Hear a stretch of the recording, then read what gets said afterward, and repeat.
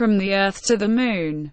Chapter 12. Urbi A Orbi. The astronomical, mechanical, and topographical difficulties once removed, there remained the question of money.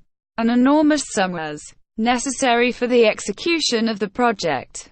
No private individual, no single state even, could have disposed of the necessary millions. President Barbicane had resolved, although the enterprise was American, to make it a business of universal interest, and to ask every nation for its financial co-operation. It was the bounded right and duty of all the Earth to interfere in the business of the satellite. The subscription opened at Baltimore, for this end extended thence to all the world. Urbi A Orbi. This subscription was destined to succeed beyond all hope. Yet the money was to be given, not lent. The operation was purely disinterested, in the literal meaning of the word, and offered no chance of gain. But the effect of Barbicane's communication had not stopped at the frontiers of the United States. It had crossed the Atlantic and Pacific, had invaded both Asia and Europe, both Africa and Oceania. The observatories of the Union were immediately put into communication with the observatories of foreign countries. Some, those of Paris, St. Petersburg, the Cape, Berlin, Altona, Stockholm, Warsaw, Hamburg, Buda, Bologna, Malta, Lisbon, Benares, Madras, and Pekin, sent their compliments to the Gun Club. The others prudently awaited the result. As to the Greenwich Observatory, seconded by the 22 astronomical establishments of Great Britain, it made short work of it. It boldly denied the possibility of success, and took up Captain Nicholls' theories, whilst the different scientific societies promised to send deputies to Tampa Town. The Greenwich staff met and contemptuously dismissed the Barbicane proposition. This was pure English jealousy and nothing else. Generally speaking, the effect upon the world of science was excellent, and from thence it passed to the masses, who, in general, were greatly interested in the question, a fact of great importance. Masses were to be called upon to subscribe a considerable capital. On the 8th of October, President Barbicane issued a manifesto, full of enthusiasm, in which he made appeal to all persons on the face of the earth willing to help. This document, translated into every language, had great success. Central office at the Baltimore Bank, 9 Baltimore Street.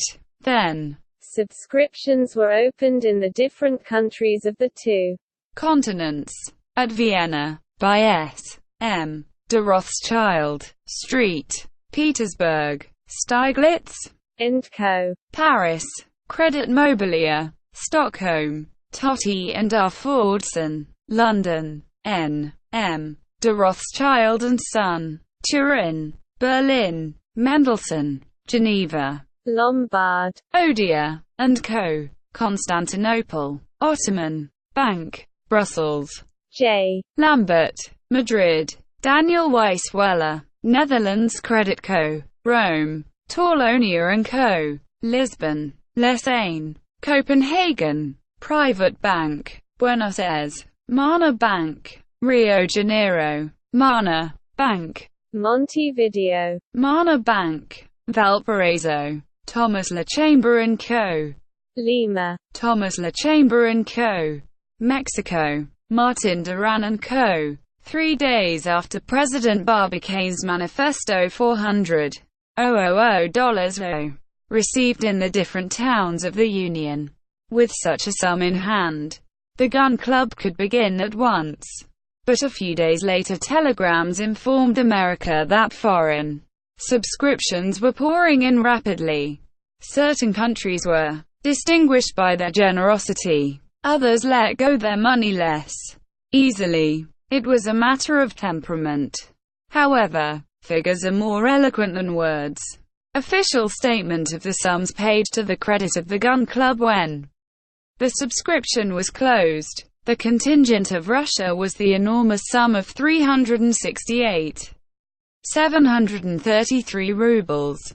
This need astonish no one who remembers the scientific taste of the Russians, and the impetus which they have given to astronomical studies, thanks to their numerous observatories, the principal of which cost 2,000,000 rubles. France began by laughing at the pretensions of the Americans, the moon. But, as the French formerly paid after singing, they now paid after laughing, and subscribed a sum of 1,258,930 francs. At that price they bought their right to joke a little. Austria, in the midst of her financial difficulties, was sufficiently generous. Her part in the public subscription amounted to 216,000 florins, which were welcome. Sweden and Norway contributed 52,000 rix dollars. The figure was small, considering the country, but it would certainly have been higher if a subscription had been opened at Christiania as well as at Stockholm. Some reason or other the Norwegians do not like to send their money to Norway. Prussia, by sending 250,000 thalers, testified her approbation of the enterprise. Her different observatories contributed an important sum, and were amongst the most ardent in encouraging President Barbicane. Turkey behaved generously, but she was personally interested in the business. The moon, in fact, rules the course of her years and her Ramadan fast. She could do no less than give 1,372,640 piastres, and she gave them with an ardor that betrayed, however, a certain pressure from the government of the Porte. Belgium distinguished herself amongst all the second order of states by a gift of 513,000 francs. Inhabitant. Holland and her colonies contributed 110,000 florins, only demanding a discount of 5%, as she paid ready money. Denmark, rather confined for room, gave, notwithstanding, 9,000 ducats, proving her love for scientific experiments. The Germanic Confederation subscribed 34,285 florins. More could not be asked from her. Besides, she would not have given more, although in embarrassed circumstances. Italy found 2,000 francs in her children's pockets, but by turning them well inside out. If she had then possessed Phoenicia she would have given more. But she did not yet possess Phoenicia. The Pontifical States thought they could not send less than 7,040 Roman crowns, and Portugal pushed her devotion to the extent of 3,000 crusades. Mexico lent the widow's mite, 86 piastres, but empires in course of formation are always in rather embarrassed circumstances. Switzerland sent the modest sum of 257 francs to the American scheme. It must be frankly stated that Switzerland only looked upon the practical side of the operation. The action of sending a bullet to the moon did not seem of a nature sufficient for the establishing of any communication with the Queen of Night. So Switzerland thought it imprudent to engage capital in an enterprise depending upon such uncertain events. After all, perhaps, right, as to Spain, she found it impossible to get together more than 110 reals. She gave as an excuse that she had her railways to finish. The truth is that science is not looked upon very favorably in that country. It is still a little behindhand. And then certain Spaniards, and not the most ignorant either, had no clear conception of the size of. They feared it might disturb the satellite from her orbit and make her fall onto the surface of the terrestrial globe. In that case, it was better to have nothing to do with it. Which they carried out. With that small exception, England alone remained. The contemptuous antipathy with which she received Barbicane's proposition is known. The English have but a single mind in their 25,000 of bodies which Great Britain contains. They gave it to be understood that the enterprise of the Gun Club was contrary to the principle of non-intervention, and they did not subscribe a single farthing. At this news the Gun Club contented itself with shrugging its shoulders and returned to its great work. When South America, that is to say, Peru, Chile, Brazil, the provinces of La Plata and Colombia, had poured into their hands their quota of $300,000, it found itself possessed of a considerable capital, of which the following is a statement. United States subscription, $4,000.